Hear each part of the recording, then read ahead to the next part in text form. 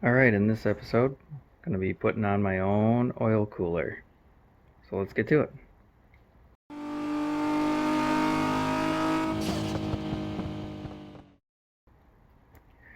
Okay, so this one's going to be pretty quick because obviously you can already see that I have the lines in. These rubber lines are super easy to do. There's lots of videos out there and, well, you can't really see that. But anyway, um, so don't be like me and don't take your bumper off. Obviously, it's got to come off if you're going to do one. Um, like what I'm doing, it's going to be mounted right up here in the front, and this is just a real quick and dirty way to do it. So, but it'll be functional. Won't look super pretty, but it's going to be functional. So a lot of people I've seen, they stick them up over in the corner here, but I obviously have the intercooler pipe in the windshield washer tank, and I have fog lights, so it makes mounting this 19 row intercooler, God, oil cooler, um, really difficult. So, yeah, this is the brand that I got. I don't know, Durali, I don't know how it's pronounced, but yeah, that's the one that I got. I got it on sale. It's a 19 row. I think I paid like 60 or 70 bucks for it because it was like closeout or something like that. But we'll get under the car and I'll show you the sandwich plate I used. Oh, before we do that, so obviously you can see I still have my stock intercooler in place. I plan to upgrade this eventually. I just hate working with coolant, so um, it's still there for now.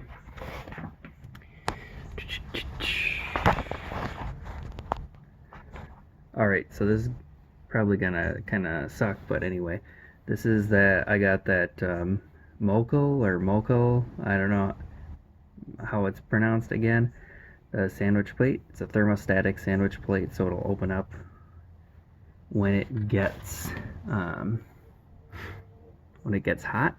But you can see I used two straight fittings off of these. These are just the rubber 10 AN lines.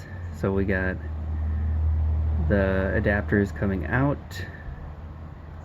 to the AN lines. They run. There we go. That's better. They run over the subframe. There's a bracket that is mounted right here that I don't even remember what it's for, but I don't use it anymore. It's a 12 millimeter bolt that's in here. You take that out, you can run both of these straight, and then they just go right in between the fan shroud, and I have them going up and around where in front of the intercooler, and they are like loose. They're not tight. You can see I can still move it, but I haven't obviously zip tied these because you want to minimize the amount of rubbing on these lines. So yeah, you can see this is the way I chose to mount it up here. I just used some aluminum angle, screwed it right into the core support. There's nothing behind where these are. And I'll probably just spray this quick with some flat black so it doesn't stick out. And then, yeah, the two fittings. So you'll need extra lines so that they kind of stick up, so you can screw it and tighten it up. Oh, actually, that's the reason why I took the bumper off. Gosh. So I should be able to mount it and then take these and put them up into place. So these are swivel, which is important for being able to get the mounting correctly. So, oh yeah, the other thing too is I think I'm gonna have to come in and trim off this flange, but I'll do that, and then I'll come back and show you what it looks like kind of all put together. Okay, so I had to call a little bit of an audible because I ended up having to use a straight fitting for this side that'll bend up there when I can get it in a better spot, and then This one will still be a 90, and I just have to push them back into their spot. So this is why you take the front bumper off, so that you can reach everything without having to, well, so you can mount this in its spot. And then, yeah, just made things a lot easier, although it isn't a lot of extra work to do the bumper and the intercooler.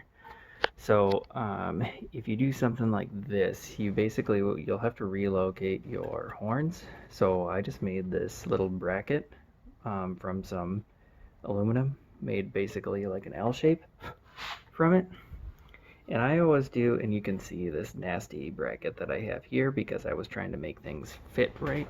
So I use this aluminum brazing basically. It makes me, it allows me to make stuff really quickly since I don't have a TIG welder to do aluminum.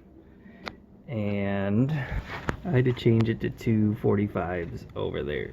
So yeah, that was the only thing. And now, oh yeah, back towards to the top side, these hoses were a little bit bigger than I had originally accounted for.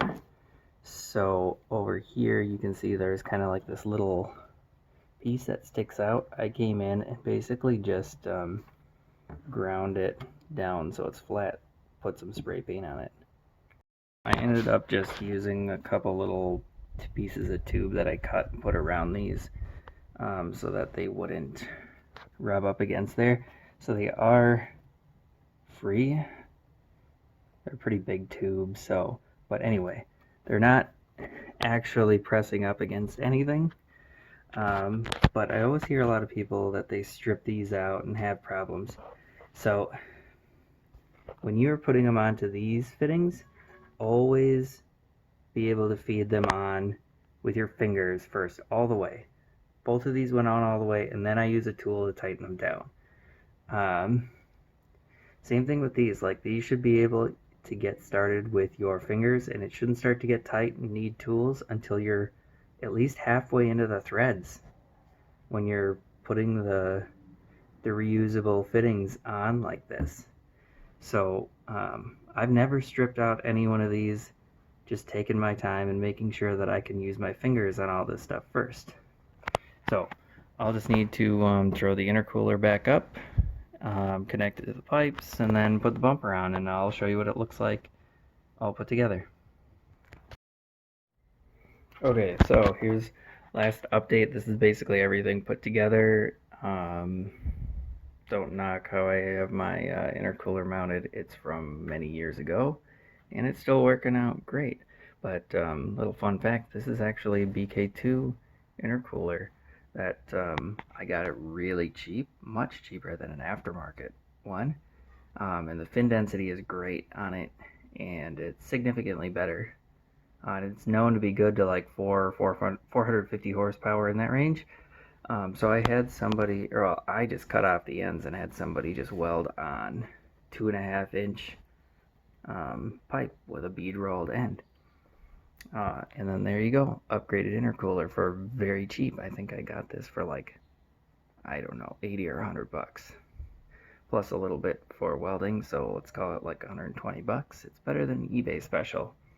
Anyway, so you can see we got clearance between those.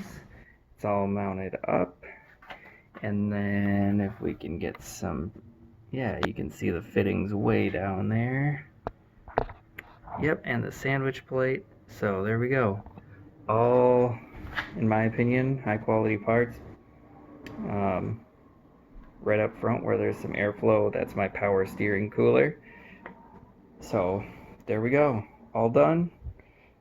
Throw the bumper on, that's it. Okay, so I was about to just go ahead and end the video, but I thought this was interesting. So I just went on a drive, and I don't know if you can see that very well, but basically there is about 200 milliliters left. So basically increase the capacity by a fair amount because I put almost 6 quarts into it. And Let's see, I'm not sure if it'll come up with the temp, but yeah, so it's been sitting for a few minutes, but clearly this this oil cooler is working. So, and then I actually have a power steering cooler. Whoops. Let's see if we can get the glare off of that. There we go. Power steering cooler. Yep. So that one's at like 100 degrees. Radiator right around 100 degrees as well. So, thought it was pretty interesting. So, but that's all for now.